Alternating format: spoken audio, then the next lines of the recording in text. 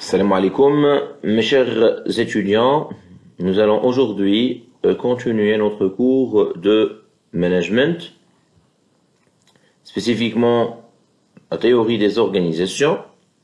Donc, ce cours suivra le plan suivant. Un chapitre 1 consacré à l'école classique de l'organisation. Nous avons déjà vu ça au niveau de l'amphithéâtre qui avait été divisé en 4 sections. Taylor, Ford, Fayol et Max Weber. Un chapitre 2 sera consacré à l'école des relations humaines.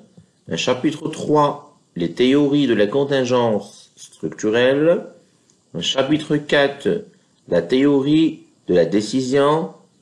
Un chapitre 5, l'école néoclassique.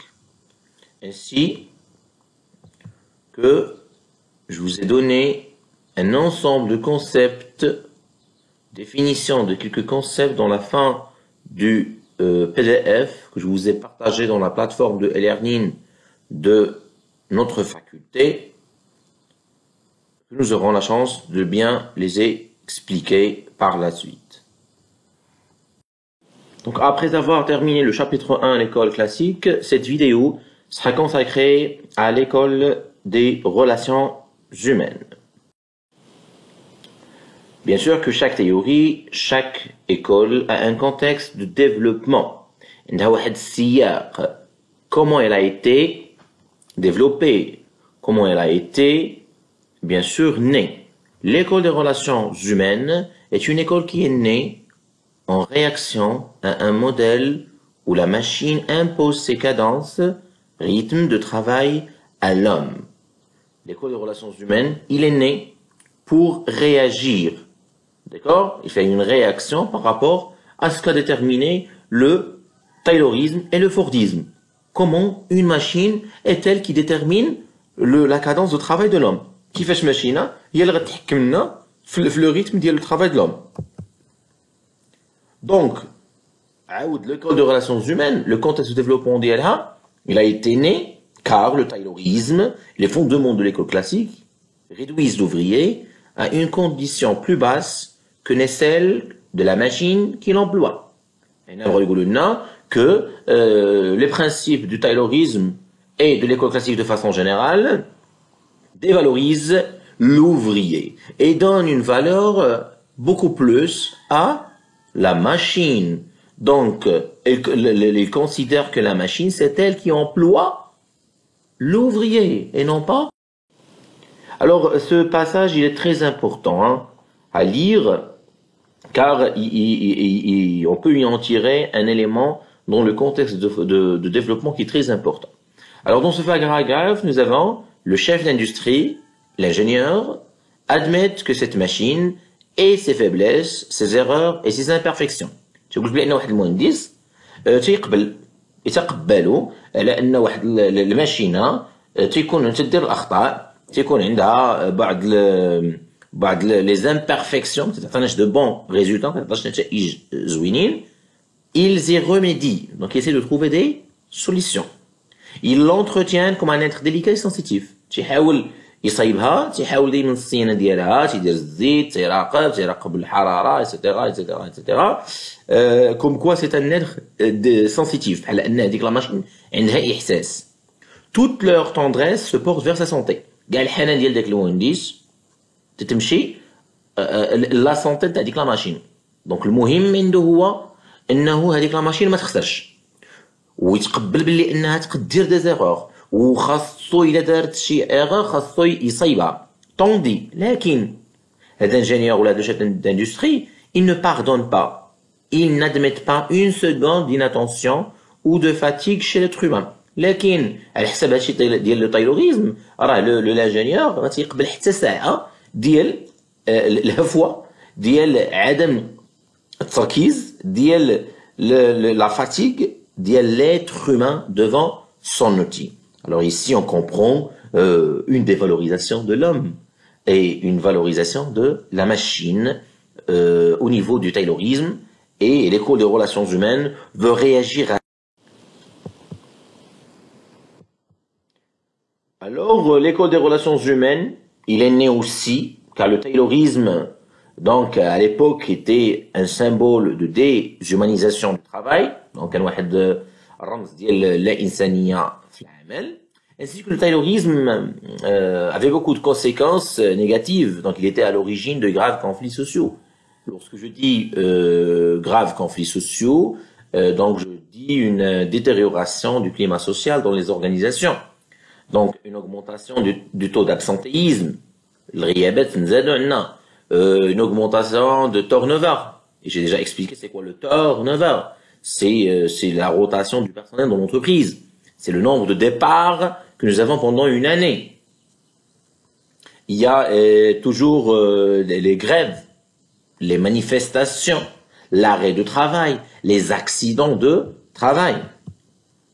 Alors là, c'est un contexte qui a c'est un contexte qui a donné naissance à un nouveau modèle vers la fin des années 1930, surtout avec le progrès de la psychologie, de la sociologie, qui met l'homme au centre de la réflexion. Donc c'est comme ça qu'est né l'école des relations humaines. Et il a intégré la dimension psychologique ainsi que sociologique dans les organisations. Donc, Elto Mayo, c'est le fondateur, père fondateur de l'école des relations humaines, psychologue et sociologue. Donc, ce père fondateur de l'école des relations humaines, psychologue et sociologue, il avait des fondements. D'accord? Donc, il a commencé à étudier le comportement de l'homme dans le travail.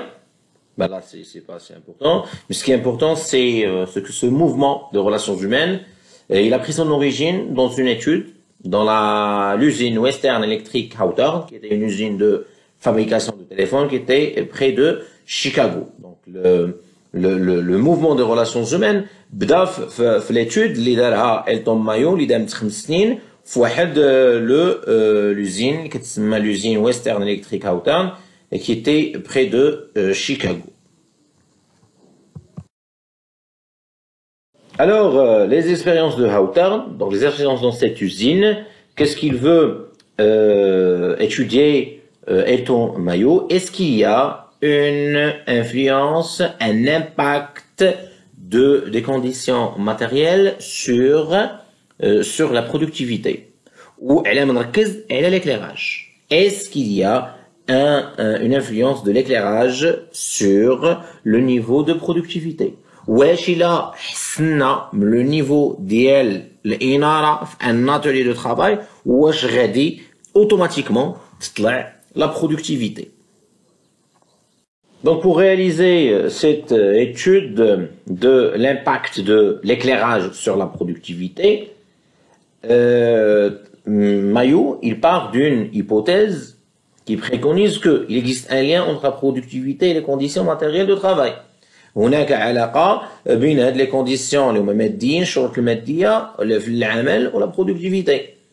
شكون كيقول لنا هاد ليبوثيز؟ هو تايلور. كيقول لك دير تايلور il préconise que si on augmente les heures de repos, le salaire, les pauses, les conditions matérielles كاملين, alors nous aurons une bonne productivité.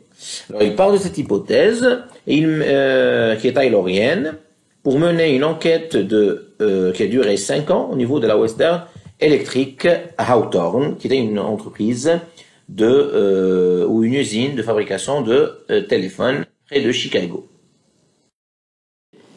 Alors quand vous voyez l'atelier, l'usine de Hawthorne, quand vous voyez en haut, vous avez des lampes, d'accord? Des lampes, donc, et de la lumière. Alors, هو بغا يدرس اسكو زعما إلا نقصنا في ديك لا لوميير واش غتنقص لا برودكتيفيتي ديالو ولا حسنا في لا لوميير واش غادي تطلع.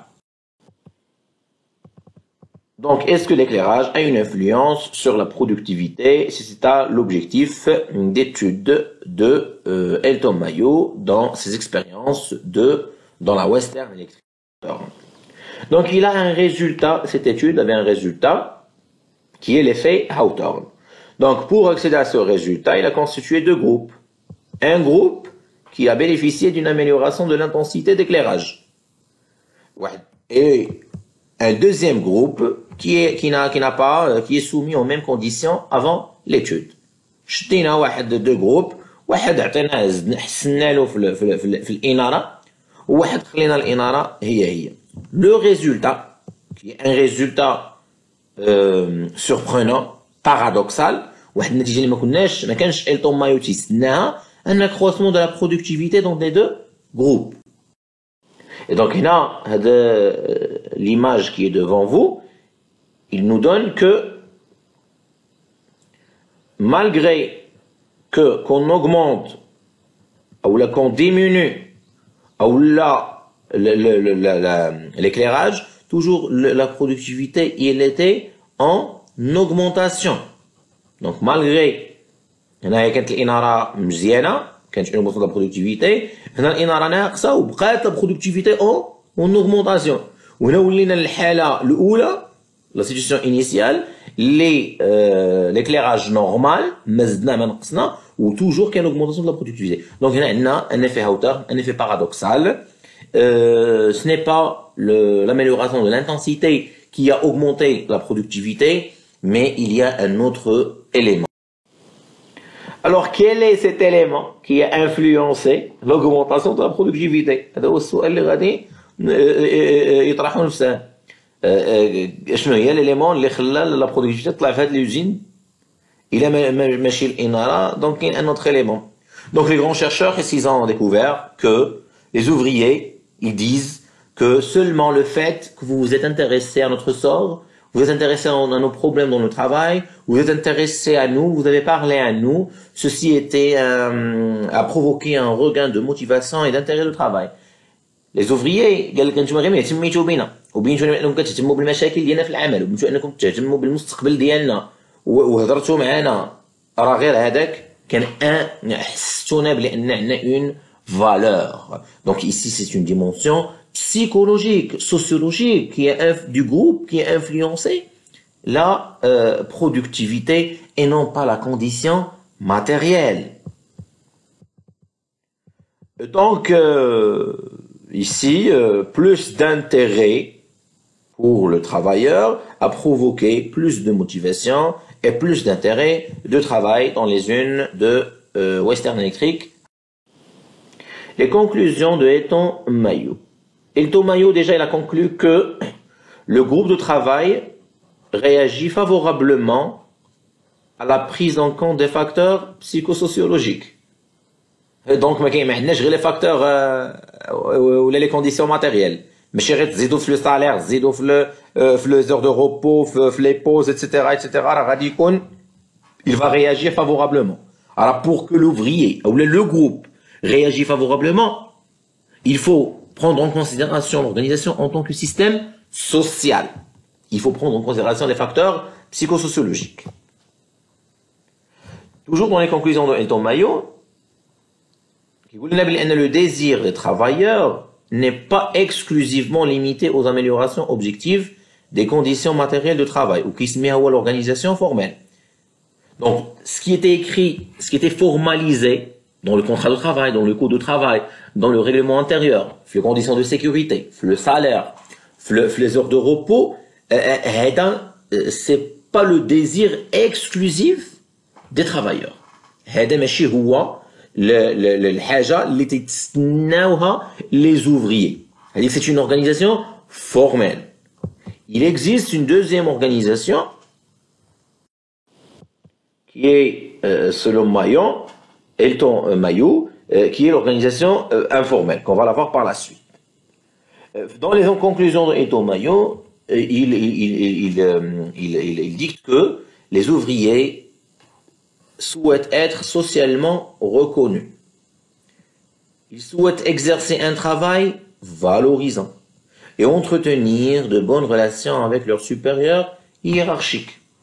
Les ouvriers يبغيو يكونوا معترف بالعمل ديالهم. La reconnaissance, استعراف ou l'aعتراف. Exercer un travail valorisant. يكون عندهم واحد العمل اللي عنده قيمة. Et entretenir de bonnes relations. Donc يكون عندهم un bon relationnel avec leur supérieur hiérarchique, مع الرؤساء ديالهم. Alors là, El Tomayo insiste qu'il faut prendre en considération une logique de sentiment. Voilà, l'organisation informelle. Il y a des éléments qui peuvent jouer favorablement, où le groupe peut réagir favorablement dans l'entreprise, où le groupe peut être motivé, montre un grand intérêt de travail, non pas par l'organisation formelle, écrite, entre parenthèses, par les conditions matérielles du travail, mais par une logique de sentiment. من غادي يحس بلي ان عنده اعترفنا بالعمل ديالو وحسنا انه عطيناه قيمه وكان عند هاد لوفريي واحد العلاقات مزيانه مع les supérieurs hiérarchiques, c'est un élément qui va influencer favorablement sur sa réaction et sa motivation, son intérêt dans le travail.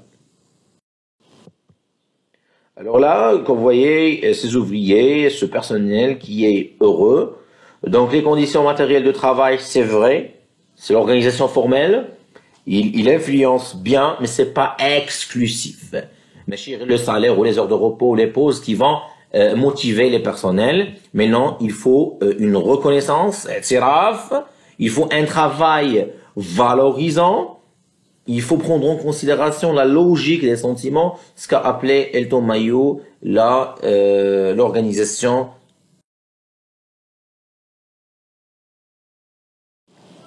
Alors pour l'évaluation de cette partie de l'école des relations humaines, donc les questions qu'on peut les poser, d'accord? Donc la première question, expliquez brièvement le contexte d'apparition de l'école des relations humaines. Question 2. À quoi fait-on allusion dans la phrase suivante? La machine impose ses cadences de travail à l'homme. Question 3. Précisez l'objectif principal